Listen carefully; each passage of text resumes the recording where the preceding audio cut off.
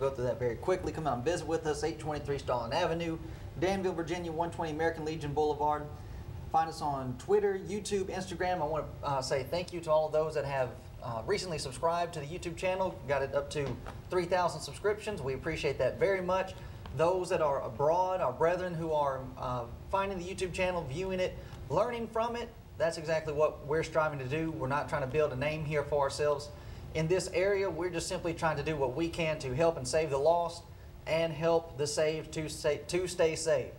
Don't know if I mentioned it Wednesday night, but we had a brother reach out to me from South Africa saying that he found the YouTube channel and he loves it. Can't get enough of it. He's encouraged by it and dealing with the difficulties that he's facing over there with brethren in the church. He's appreciative very much of the work that we're doing and what does the Bible say, and also with our brethren here in this area. So we are very appreciative to all of those that are reaching out to us, contacting us, giving us words of encouragement. I had a brother from Tennessee actually called me last week as well, saying that he was watching the channel. He wanted to know how that he could get his hands on this Bible program that we use on the broadcast. Well, we can assist you with that as well. Great tool, has commentaries. Of course, one of the great things about it, the interlinear, that's right here. I have the Greek right there at my disposal. I know Tanner Adams doesn't appreciate that, but we certainly do in knowing what God's Word has to say. Now tonight, I'm very excited because of what it is that's going on in the city of Danville. WSLS News 10, Danville City Council members unanimously support proposed state casino legislation. Legislation would allow Danville residents to vote if they want a casino or not. Now you may be saying to yourself, Micah, why in the world would you be excited about something like this? Well, this is a screenshot, a little piece of the actual WS News 10 website. What has me excited is the fact that we were there. Not only were we there, but we made it into the WSLS 10 news segment. There's Mark McMinnis, there's Caleb, and look at what he's got. He's back there with his phone, recording all of it. Our brethren are saying, they're sitting back and they're trying to figure out, well, what can we do so as to influence the community? Get involved in these issues. Most of my brethren are too busy playing babysitter in youth ministries to not actually go out and be involved in this type of work. Standing up for righteousness. Letting our light shine in the midst of a perverse and wicked generation. Now you might be saying to yourself, Mike, that's pretty harsh to be talking about these individuals that way, but that's exactly what you have here. You have two reverends, at least two reverends, there might have been more. There's only one, Reverend Campbell, that they kept referencing that way. And they're voting and they're passing that, in fact, yes, we want to move forward so as to investigate whether or not we would be able to allow a casino and resort to come into Danville, Virginia. And who's right there at the forefront? Who is this getting the attention there? There's the Church of Christ, once again, getting in the way, some might say causing trouble. And there's Mark McMinnis right there in the midst of it. I know a lot of people, they get aggravated at Mark. I love Mark to death. Right there he is in the midst of it. Challenging. And that's all we're wanting to do, ladies and gentlemen. Now, we're going to play this clip. I have some issues with WSLS 10 and what's going to be said in this news clip. But we want you and ladies and gentlemen, here's a beautiful picture of what's actually going to end up happening. Even when you're trying to stand for what's right, you have those that are going to try to turn and twist the narrative, basically, to try to paint a different picture. Here's what the news report has to say. We're going to go directly to their website, and we're going to listen to this. The outcry over a casino. Tonight's Danville City Council meeting ends in a shouting match. No one spoke before the vote at the meeting to support legislation for a proposed casino. The Sun News reporter Walter Ansat shows us afterward wasn't as quiet. When the gavel came down to signal the end of tonight's City Council meeting, council members had unanimously voted to support a bill in the General Assembly that would allow residents in Bristol, Danville, and Louisville to vote whether or not they're willing to allow a casino in their respective cities. After the meeting, a resident confronted Councilman Sherman Saunders, and the two nearly got into a shouting match.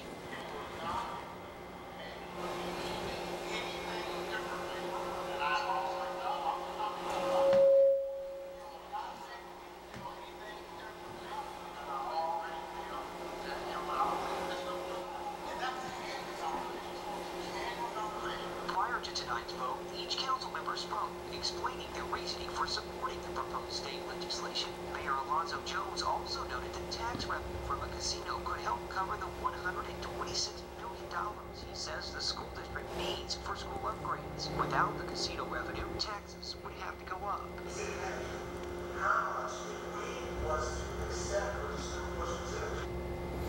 All right. Ooh, sorry about that. All right, I know we're getting some text about audio being low, but that's just WSLS on their website. Their camera's trying to pick up what's being said. But I can read you the article. Here's what the, now I think the newscasters were actually pretty clear. Let's listen to how the newscasters introduce this segment. Listen to what they say. Tonight at 11, outcry over a casino. Tonight's Danville City Council meeting ends in a shouting match. No one spoke before the... It ends in a shouting match. Now, I know that the audio is not clear, but I'm going to go back to the segment that they're actually talking about. This is how they're introducing it. It ends in a shouting match. Now, let's just look at how this goes. At the meeting to support legislation for...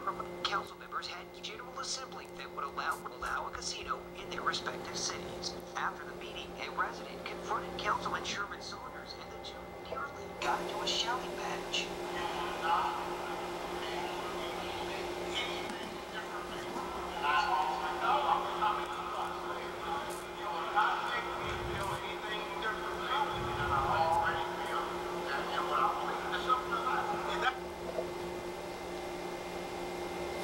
Now, who's actually being the aggressor in this? There's Mark. He's not moving.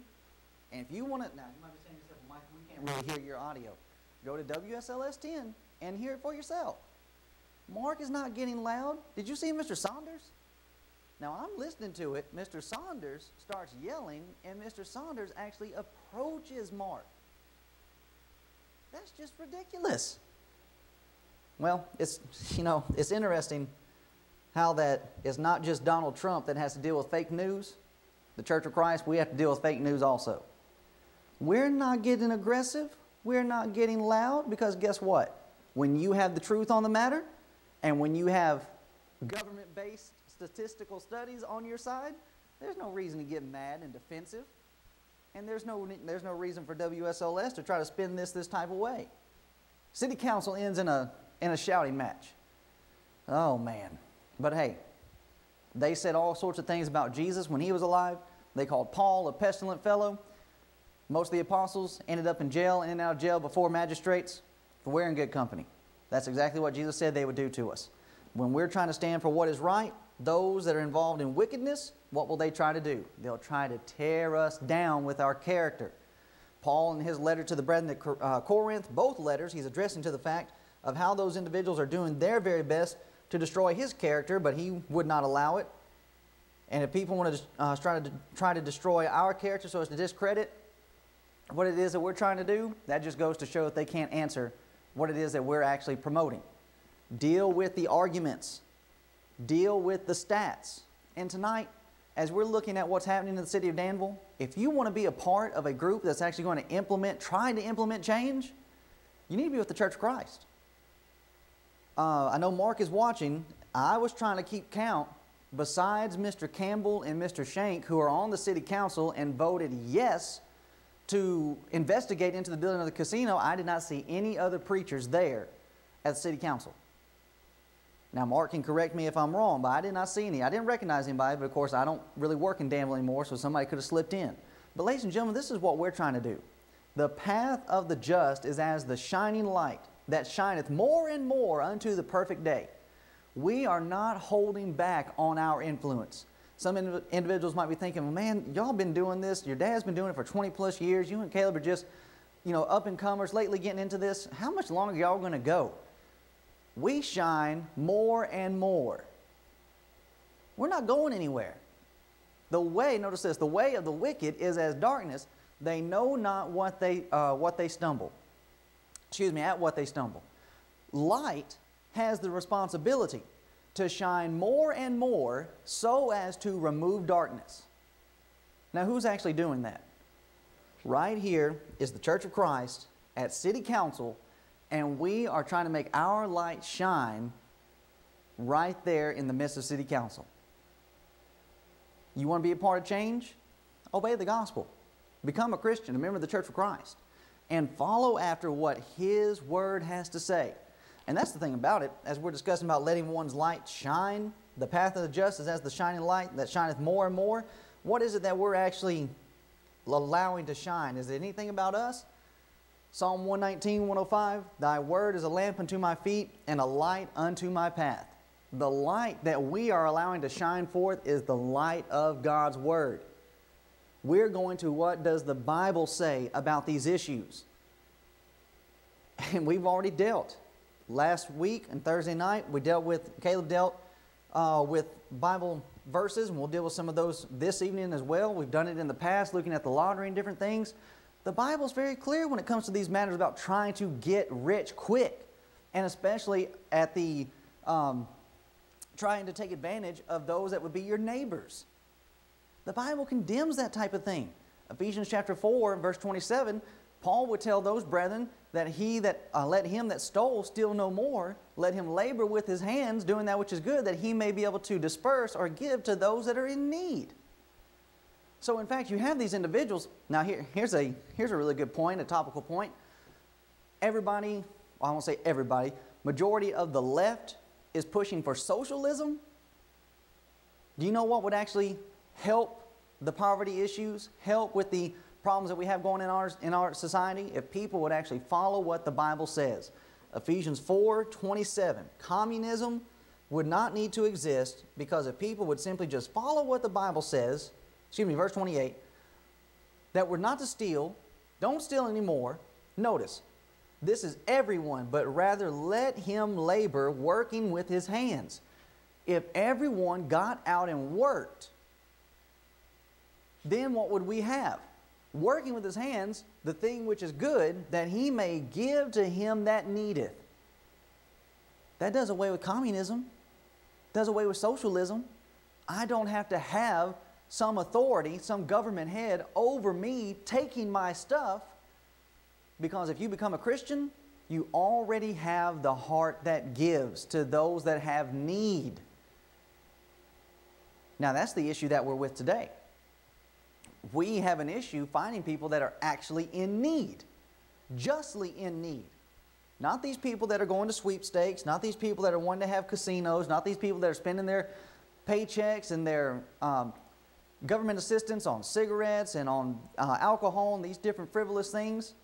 Those are not people that are in need, true need. They're just squandering what they have. So tonight, you want to be a part of social change? The Church of Christ is not just simply involved in social change. If you're wanting to change society, you have got to let the Word of God change the hearts, change the minds of people.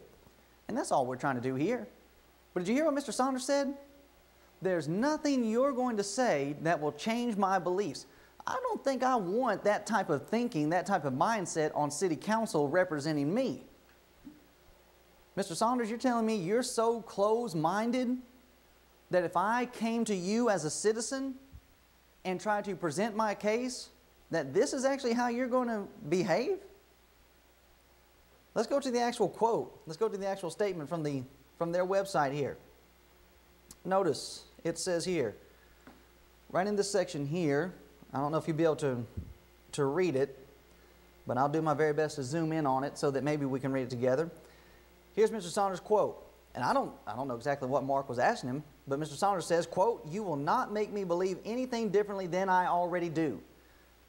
Then how can you be a representative of the people? If you are in fact already set in what it is that you're thinking, and you're on city council that's supposed to represent the people. Now notice this. Here's where it really gets tricky with Mr. Saunders. Let's go to the live stream from the city council meeting and notice what Mr. Saunders has to say about this situation with the casino before he actually casts his vote. Councilman Saunders. This is clearly a emotional issue on both sides, for and against this issue. It all comes down to money, revenue. It all comes down to money, revenue. It all comes down to money, revenue. I think that's the key. We can only tax our residents, but so much. And to what are the options in order to raise money for our city? I know that people have strong feelings about gambling, about casinos, about lotteries. I think from 1987 thereabout, Danville voted on the Virginia lottery. And by 433 votes, Danville voted no to the state lottery. However, since the state lottery passed, Danville Public Schools have been getting between $5 and $6 million a year in lottery funds. So I'm not making a case for lottery. I'm not making a case against lottery. I believe that the people will make that decision. I think it's very clear that people understand that council tonight is not voting for a lottery in Danville. We can't do that. The state has to say, residents of Danville, voters of Danville, you can if you want to. If the state does that, then each voter can make his or her decision. Whether you want a casino here, council cannot make it for you. I've gotten roughly 4 calls in favor of it. And I've gotten about 20 calls opposing it. I've gotten roughly 4 calls in favor of it.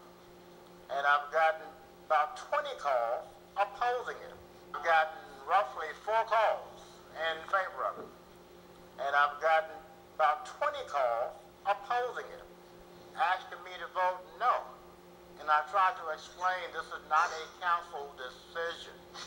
This is a state decision in terms of will it allow Danville voters to make that call. So a lot of people say there's a lot of misinformation out there. So I just want to let people know, Danville City Council tonight, however the vote goes, is not saying yes. It's simply saying, state, let the voters decide. Now, in one sense, that's a lot of runaround. Because we already have Mr. Saunders making a statement to Mark. You are not going to change what my beliefs already are. He's already established that he's gotten about 4. Now, we'll give some room there since he says about 4, about 4 calls saying that they are positive for them moving forward. And he says we received about 20 calls saying they're not needing to move forward. Now, if he's a representative of the people and he's gotten 20 calls against and 4 calls positive saying yes, move forward, what should he have done? He should not have gone against what people are calling him and what they're expressing him to do. But you see, what's he actually doing? Now, one, he's saying, we need to give it to the rights of the people. If the people are already calling you and saying, do not move forward, do you need to move forward and then try to say, we're going to let the people decide? Sounds like to me, the people are already deciding with Mr. Saunders. But what did he do? Well, I have my beliefs on it. You're not going to change my beliefs. So what do we have? I'm not really seeing a representation of the people here. Now, I do have hope in the fact that he says about 1987, the people in Danville voted no against the lottery. Hey, that gives me some hope. But at the same time, this should not have even moved forward past this point. If the people are already speaking out at this juncture and saying, vote no, then what is he doing saying, well, I'm going to vote yes?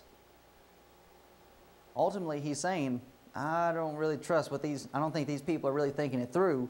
We're going to move ahead with this thing so as to let it go on. Now, we're going to come back to this clip in just a little while because there's something that the citizens of Danville are actually needing to consider with what's being presented from this council meeting. Now, that's what's going on. And I'm saying I'm just tickled to death. When I saw this, oh man, just the excitement and adrenaline that just swept over. This is what we're wanting. What do you mean? Just want to be on the forefront? No, we're not just us being on the forefront. People seeing us trying.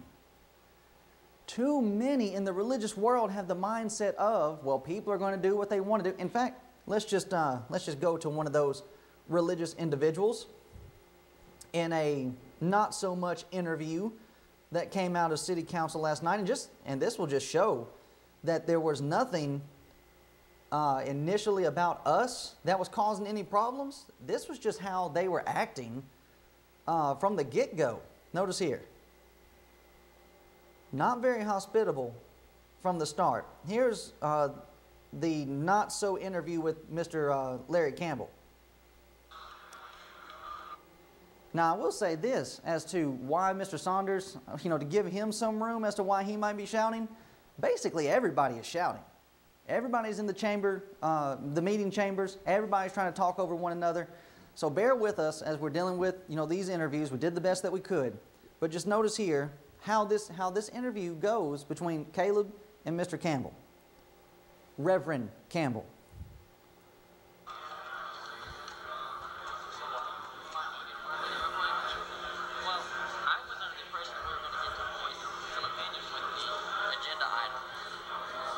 Citizens who desire to speak on agenda items will be heard in agenda item. Well, he opened with things not on the agenda. That's my confusion. But anyway, my point now is the whole time they were calling him Reverend Biden, why not go ahead and say from the... Are you recording? Yes, sir. Why not say from the... First of all, you should have told me that you are recording. We don't have to do that by law. Thank you, sir. So you said your opinion is that you started. You should have told me to record. That's your city council, Danville City Council member, afraid to be on the record. Now, we just sat, Caleb and I, we sat through an hour of city council meeting, and guess what? They didn't ask us if we could be recorded, and they put us on live television. Now, should he have any issue here?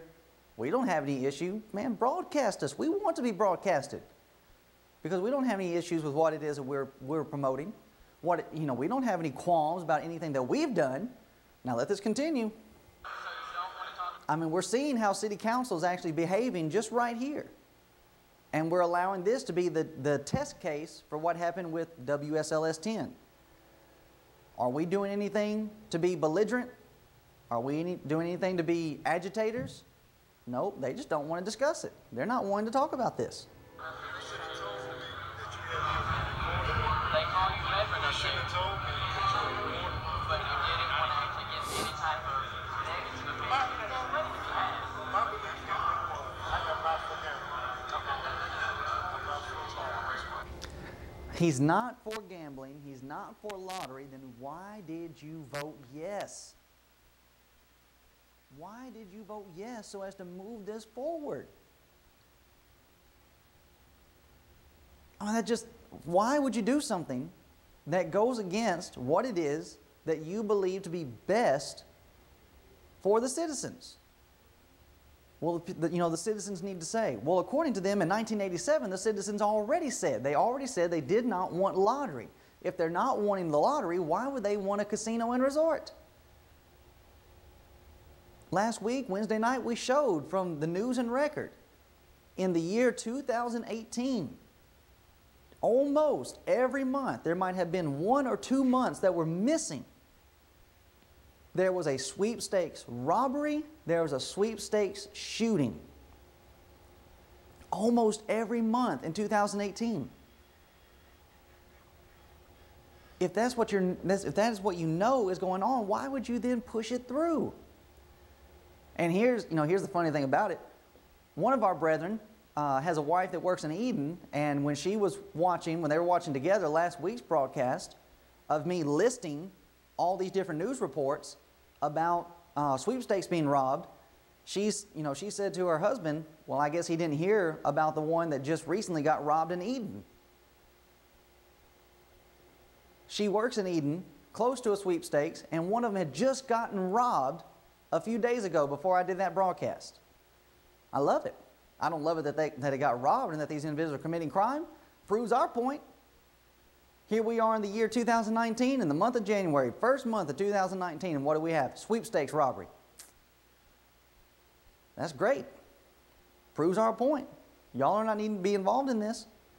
We have a brother that, another brother that works in Eden, North Carolina, and he actually went, he knows somebody that owns a sweepstakes in North Carolina, there in Eden, and the person that owns that sweepstakes told our brother that they do not want a casino and resort coming to Danville, Virginia. Why? Because it's going to pull all of her customer base away from her. So you see, the casino resort is not even going to help other gambling economies. They told our brother, the casinos around here, actually he said it was Reidsville, excuse me, the sweepstakes in Reidsville, most likely they'll go out of business. They'll shut down if a casino comes to Danville, Virginia. Oh yeah, it's already helping. They're seeing the writing on the wall. If this casino comes in, it's not going to be good for business. He doesn't believe in gambling, doesn't believe in the lottery.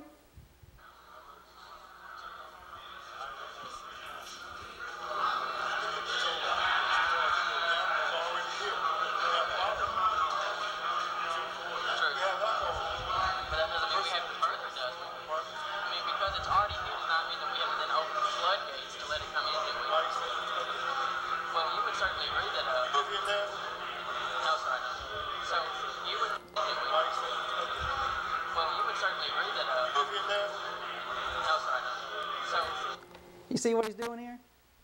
You live in Danville? You a Danville citizen? No, we're not Danville citizens. Well, okay. I don't need to talk to you then. That's not a very, open type of mentality for a city council member. We may not live in Danville, but we live in Martinsville, and what you're going to do in Danville is going to affect us just as much. So, shouldn't our voice be heard? All of a sudden, just because we're not citizens of Danville, Virginia, we're second class to y'all, and our thoughts, our facts don't matter? No, it's just any chance they have to get away from what it is that we're trying to present. Throughout this city council meeting, there was no truthful promotion about what this casino is actually going to do. All of it was just this, this positive stuff. 7,000 jobs, $1 billion worth of revenue. What about the negative side of it? Is there anything bad that could possibly come from this? Oh, we're not going to talk about that. See what's going on? They're not painting the full picture. They're not giving people a clear view as to what this thing is actually going to end up doing to the city of Danville. Now, here's where we're going to move forward. We were discussing this past Wednesday night a documentary, and I'm going to play it again. And the reason why I'm wanting to play it again is because, ladies and gentlemen, some might look at it and say, well, Micah, that is a documentary from a group that has an agenda. They're wanting to paint casinos in a bad light. Well, we're going to view some information after we watch, again, the snippet of this documentary that is, in fact, going to affirm what the documentary is saying, and is not even by the same group. So let's listen to this clip once more from the former county commissioner of New Jersey, or city commissioner, county commissioner of New Jersey, and what he has to say about the casino situation in Atlantic City. Then the casinos moved in. Desperate, Atlantic City opened its doors. Atlantic City became bankrupt, if not officially, then practically speaking. It had almost nothing going for it in terms of economic activity. And it was what I think the casino industry seizes upon, which is desperate.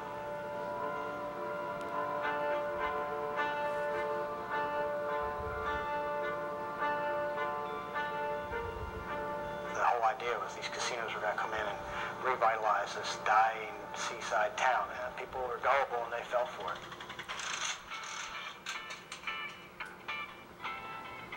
This casino is now open. I was supportive of casino gambling in Atlantic City because I felt it could provide a catalyst to revitalize this once great resort area in the state of New Jersey. If I knew then what I know now, clearly I would not have support. When I look back at what happened, or more accurately did not happen, the promises never came to fruition. The revitalization of Atlantic City never came. I mean, if you go to Atlantic City today and you walk a couple blocks off the boardwalk, you still see the same decay, and even worse than when this was approved, over 30 years ago. When casinos first came to Atlantic City, I think people were super excited there. The business owners, the merchants, everybody's all geared up. Wow, these casinos are going to bring all these people in. It's going to be a big boom for all of us. It didn't take a whole lot of time to figure this out. That it was actually hurting their businesses. The casinos are masters at sucking the people in and keeping them there and then sending them home. Before long, 40% of Atlantic City restaurants and a third of its local retailers had gone out of business. Far from curing Atlantic City's economic woes, casino gambling made them worse. That is Frank Nero, former county commissioner of Atlantic City, or New Jersey rather, and he was in charge when the casinos came into Atlantic City. If I knew now, or if I knew then what I know now, would not have done it. Now, this is the National Gambling Impact Study Commission, June 18th, 1999. Now, ladies and gentlemen, look at where this is going. This report, this commission, is answering to the President, Congress, governors, and tribal leaders. These individuals are not at all striving to be biased. And in fact, when you read through this report, when I'm reading through this report, I'm hearing a lot of double talk because they're doing their best to keep opinion, emotion out of it. But notice here what we have. We were just discussing about Atlantic City, correct? Correct. The National Gambling Impact Study Commission report, this is page 7-6, I believe. Notice here. Notice what they end up mentioning and writing about. But there were other factors brought to the attention of the commission in Atlantic City and elsewhere. Notice, elsewhere. You see, that's part of the report that I take issue with. They're not being very clear. And that's the same thing with city council. I mean, that's just politicians, is it not? You have Mr. Shank saying, I received about 90 to 95 communications saying, and they were positive for us to move forward. Well, I would like to know the exact results. I will say that about Mr. Saunders. He gave us, he was at least striving to keep track of who was calling. 4 calls for positive, about 20 calls negative. Now that's what Mr. Shank is needing to do, and that's what others on City Council are needing to do so as to give us a proper understanding as to how this is really going. And that's what this report is needing to do. Don't just mention Atlantic City. I want to know where are these other elsewhere places where you're running into this problem. But we'll go with Atlantic City by itself since we've already discussed it. In Atlantic City and elsewhere, small business owners testified to the loss of their businesses when casinos came to town.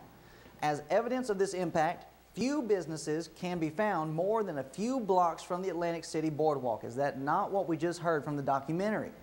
From Frank Nero, former county commissioner.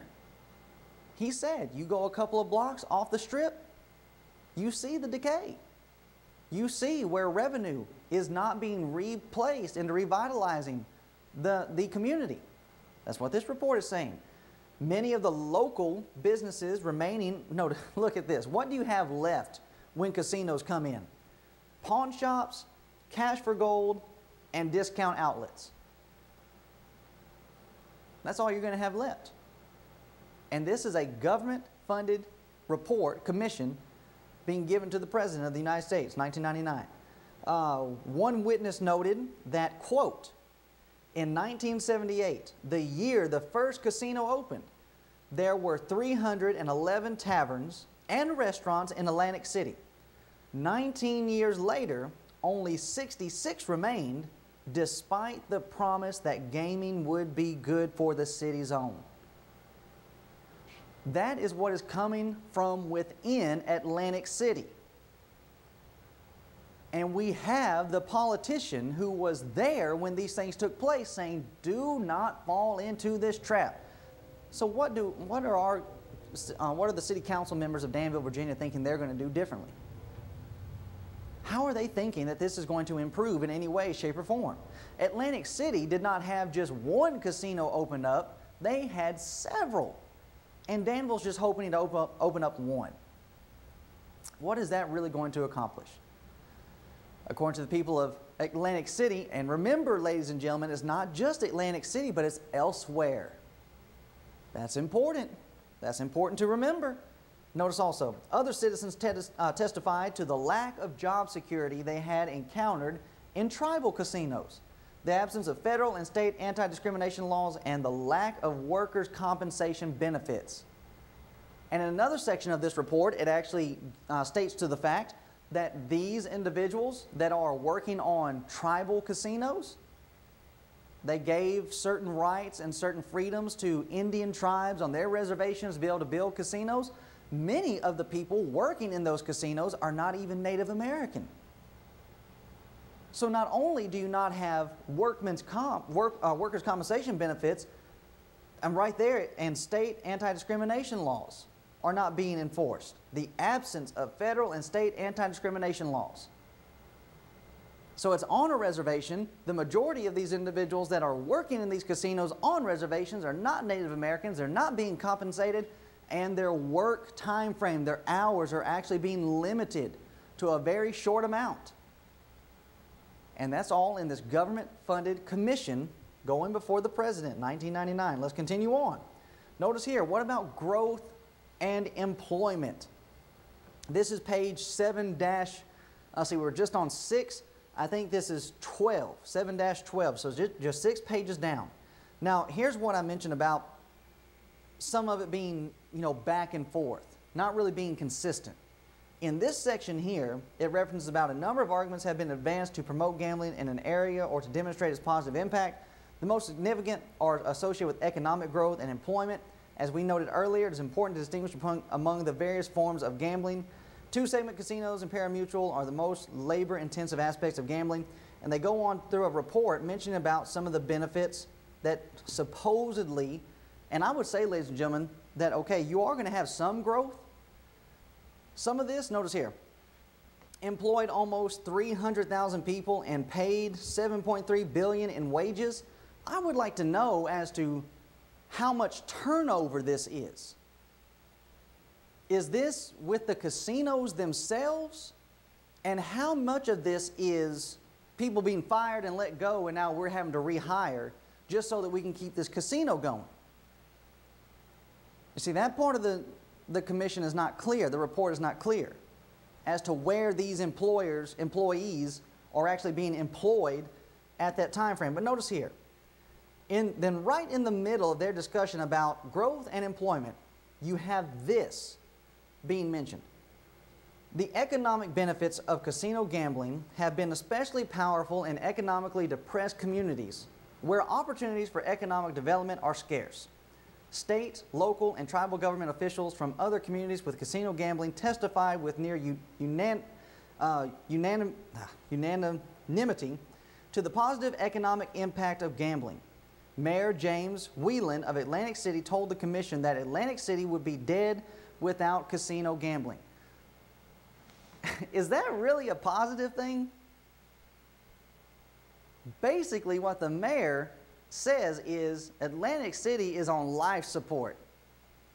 And if it was not for casino gambling, now you see right there, ladies and gentlemen, that actually builds up the earlier section of the report. You had 311 different forms of business. They say taverns and restaurants. 19 years later, you go from 311 to 66. What's your only source of income? What's your only business in Atlantic City? There is no other business. It is all casino gambling. That's what the mayor says. Now notice this. When members of the commission visited the Atlantic City Rescue Mission, its director, Barry Derman, who says he personally opposes gambling, agreed with the mayor on this point, but also noted that at least 22% of the homeless served by the mission say gambling is the cause of their homelessness. So what's the mayor saying? Oh yeah, casinos are great. Casinos are keeping Atlantic City alive. but it's also responsible to 22% of homeless individuals in Atlantic City. Well, what's keeping the mission going? What's keeping it, keeping these things running so it can help the homeless? Casinos. Sounds like a cycle to me. Do these individuals in this report have a dog in the fight? Nope, they're just giving you the information. It's up to us to determine what the pros and cons actually are. And ladies and gentlemen, this right here is a proper example of the vicious cycle that casino gambling, any form of gambling, brings to a community. The casinos produce homeless people, but the casinos also give the homeless people a place to stay while they're homeless. Are we seeing how this is going round and round? Well, I'm homeless. What made you homeless? Well, casinos did. Well, where are you going? I'm going to the shelter that's being propped up by the casinos. Sounds like they want to keep you homeless. Keep you right there and keep you coming back for more. It's a shame. And here's Danville City Council, and they're falling for the exact same thing. Now here's, oh man, here is where the report gets very clear. Now we're looking at crime. What about crime and casinos? Some of the more thorough studies examine crime and pathological gambling. Not surprisingly, the report says, not surprisingly, the findings reveal that many problem and pathological gamblers steal or commit other crimes to finance their habit. The report, let's see, what's the actual name of it? Let me get it right.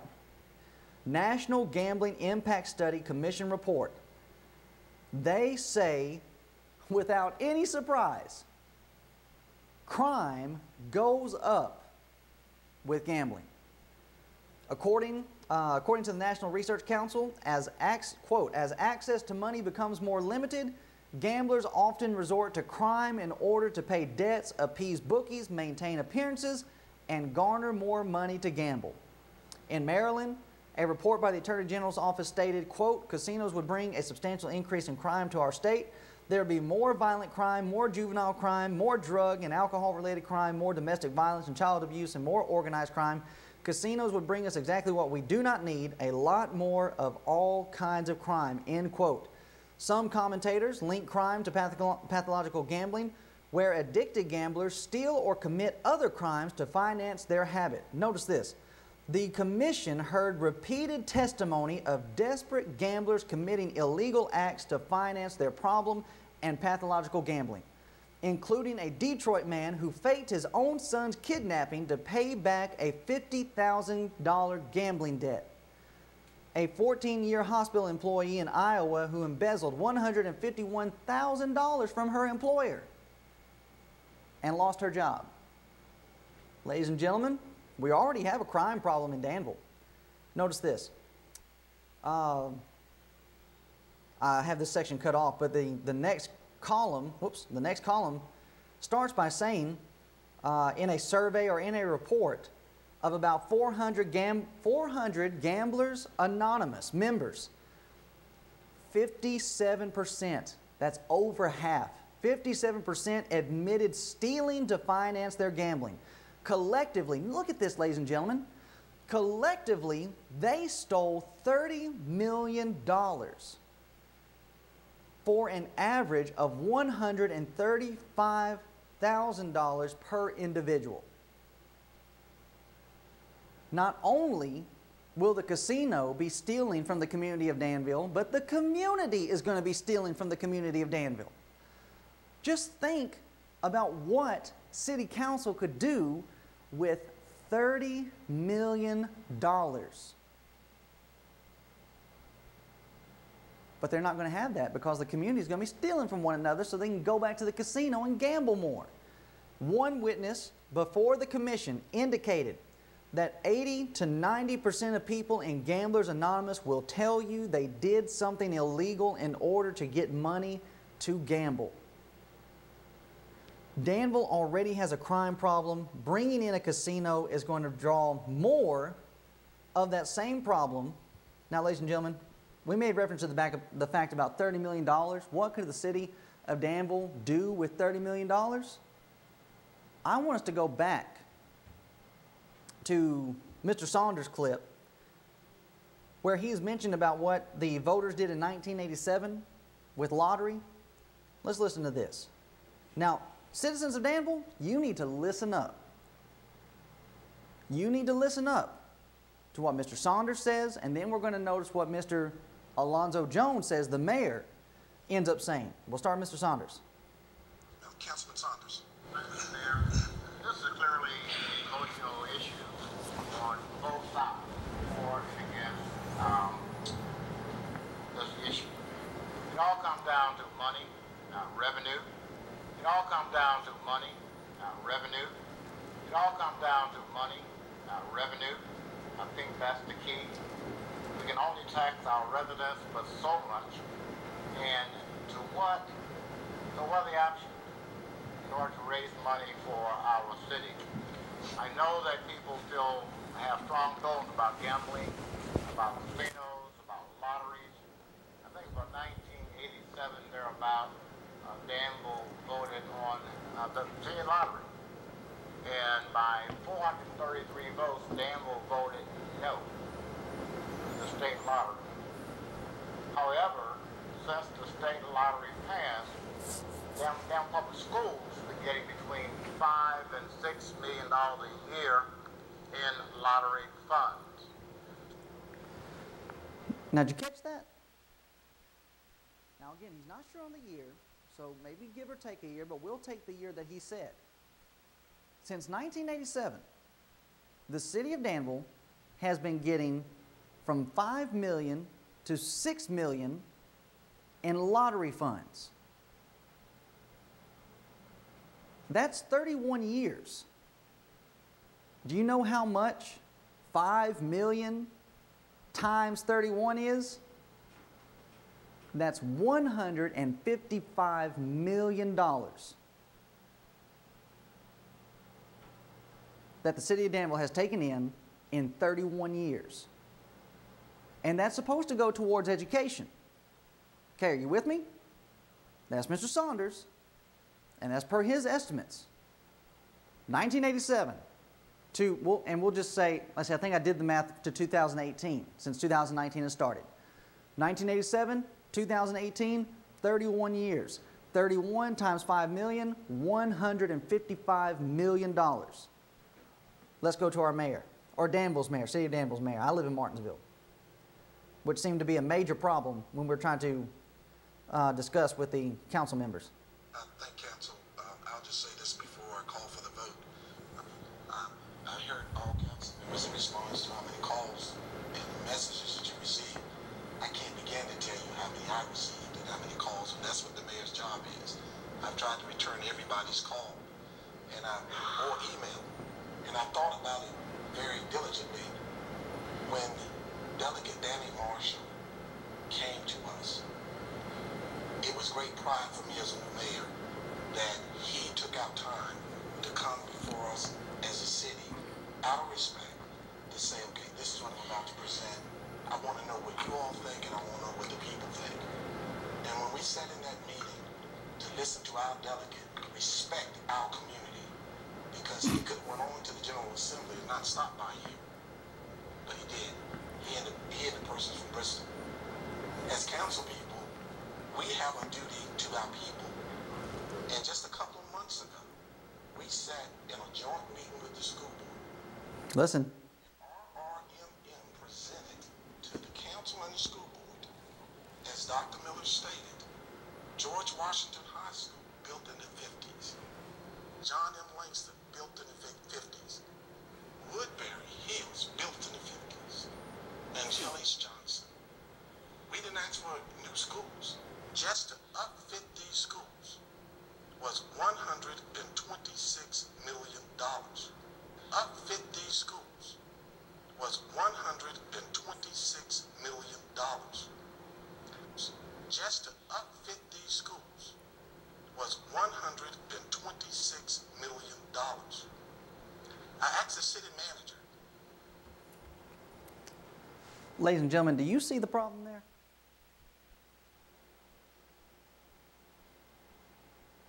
Now, I'm going to give you time to consider this. Here's the current mayor, and he is saying to refit, not build down and rebuild, just to refit $126 million. What has the city of Danville made, according to Mr. Saunders, since 1987? $155 million. So they ought to already have enough and then some, with some left over, to refit these 5 or 6 schools. I can't remember what he said. Now, I'm not saying anything necessarily about this city council, but something is going on. Where was that money going that was supposed to be going towards these schools and keeping them up to date to where we are now 31 years later, and we're still needing $126 million? Now you see, that's the issue that I have. What we're saying about empty promises, what was the lottery saying? Oh, the lottery says, well, you let us come in and do this, do our business, we'll give you some kickback for your schools. Mr. Saunders says, reportedly, $5 to $6 million a year. That's supposed to be going towards our schools. If $5 to $6 million a year has been going towards our schools, why are we now needing to raise $126 million when the lottery has already raised, supposedly, reportedly, $155 million?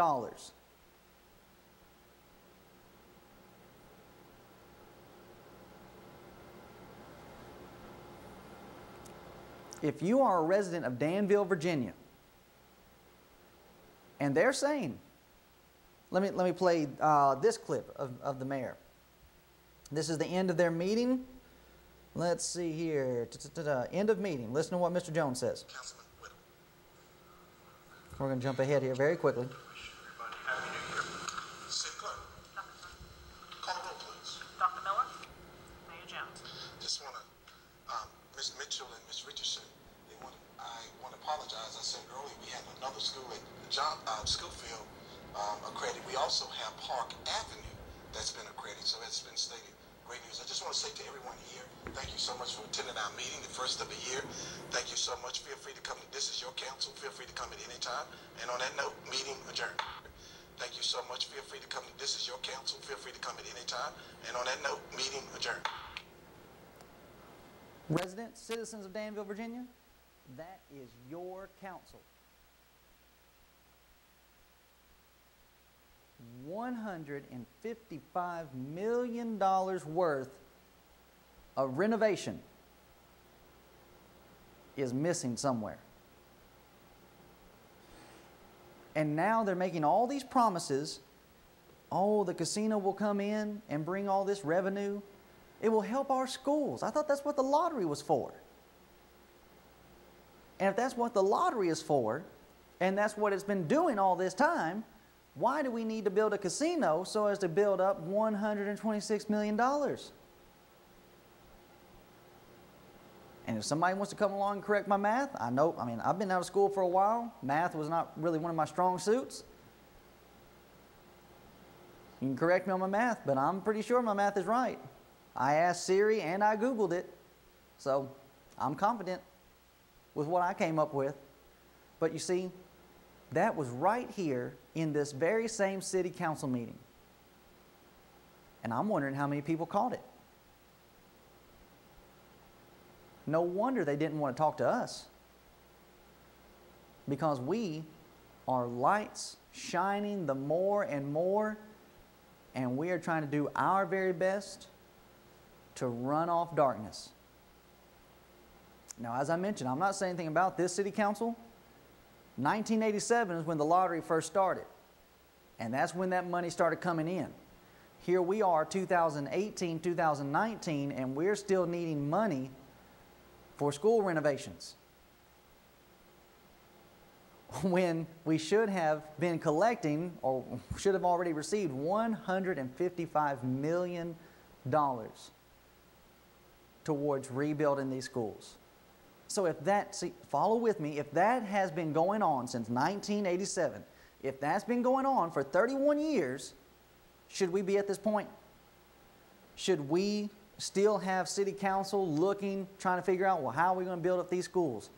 They should have been being built up all the way along. This is your city council. Call them, approach them at any time. And the citizens of Danville, that's exactly what you're needing to do. Now, why are we doing this? We care about our community. We care about the people in it. We do not want to see people struggle. We do not want to see families struggle. I'm getting text messages from a brother down in Georgia, and he's telling me about, his relatives. He had a relative that went out and stole so as to feed their drug addiction. What do you think is going to end up? I mean, the government commission report, the National Gaming, let me just get the title right. I can't get the title right. National Gambling Impact Study Commission report. Not surprising that crime, not surprisingly, the findings reveal that many problem pathological gamblers steal or commit other crimes to finance their habit. That was one of the other things that was brought up in the city council meeting. If we can get this casino, get the revenue, we'll be able to build up our police station. No, you won't. You will not be able to build up your police station, refit your police station, because you're going to have to hire more policemen, more staff, so as to deal with the crime. So what will you have? You will still have an underfunded police station, an undersupplied police station, and an underhired police station. That's what you're going to end up funding. That's what this report is saying. That's what the former county commissioner of Atlantic City is saying. And ladies and gentlemen, we have but scratched the surface of things that went on at the city council meeting. You might be thinking to yourself, and I'm thinking this too, about this $155 million situation. I'm not a citizen of Danville, but this has me alarmed. Where is that money? Why has it not been going towards our schools? We ought to already be ahead of the game, to where these casinos are coming in and we're saying, no, our schools are fine. We've got lottery money. Promises aren't being kept, ladies and gentlemen, and the same thing will happen when the casino comes. In Atlantic City, New Jersey, 6 of its mayors consecutively, the mayor that was in office when the casinos first came, and then the 5 that followed him, were all arrested for corruption. That's what the love of money produces. What are they looking at? What did Mr. Saunders say? It's all about the money. That's the key to this entire thing. No, ladies and gentlemen, the key to this entire thing is about what is going to promote righteousness. I mean, everybody knows that Bible verse. What exalts a nation? Righteousness exalteth a nation. All of y'all can quote it, but do you really believe it? Do your councilmen believe it? These individuals that claim to be Christians, calling themselves reverend on city council, and then voting yes to move forward into research, investigating about building a casino in Danville, Virginia. They are not concerned with righteousness. They are simply concerned, like Mr. Saunders said, it's about the money. We appreciate very much you watching this evening, the contact coming through text messages. Give us a phone call, leave us an email, comment on the YouTube channel, find us on Facebook, any way that we can assist you, and stay tuned for the future episodes of What Does the Bible Say as we continue dealing with this important event happening in our area. Thank you for watching, and until next time, always ask for what does the Bible say. Have a good night.